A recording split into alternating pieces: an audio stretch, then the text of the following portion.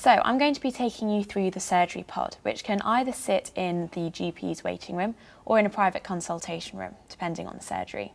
What it allows a patient to do is take a range of tests from BP and BMI, so the general health checks, to more in-depth clinical questionnaires, such as Audit C and PHQ-9 depression. So the first window that you get is to choose your language. So if we pick English here, so first you put in your first name, press enter, then your last name, and then press OK, and then it will ask for your date of birth. And then press enter. Then what it's done is it has found the record on the patient management system. As you can see here, you've got the range of tests that you can have, from BMI and blood pressure and your cardiovascular risk questionnaire across to the clinical questionnaires such as Audit C. But what I'm going to do here is go through the standard checks, which is a range of the tests that you can get below. So the first question that it asks is about your alcohol consumption that you have per week.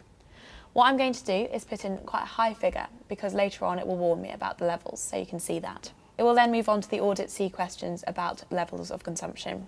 How many alcoholic drinks do you have on a standard day of drinking? It then asks me if I smoke. So if I press yes, it will then ask you how many cigarettes you have in a day. It will then come up with a message encouraging me to give up smoking and book an appointment to discuss it. This message is read-coded into the patient management system for the clinicians to see.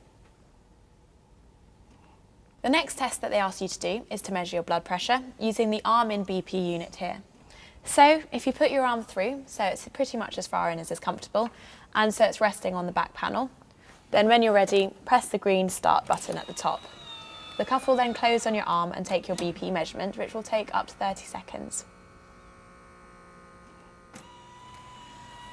Once the BP has finished, the cuff will release, remove your arm, and the results will appear on the screen and will print out on a piece of paper for you to keep.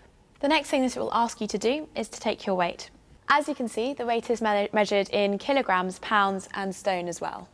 The next thing it will ask you is to measure your height. This can be either done in centimetres or feet and inches. Just enter the figure, and then when complete, press enter. The next screen that comes up is a description of the BMI, whether it's underweight, ideal, overweight, obese, or very obese.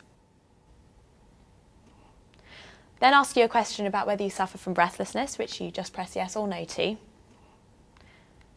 Now, because we put in a very high figure for alcohol earlier on, what's come up here is a warning about my alcohol consumption and encouragement to go and book an appointment about it.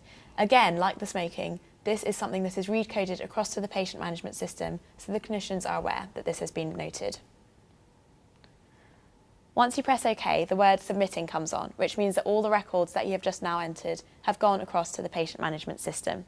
So then what comes up is an actual usability questionnaire.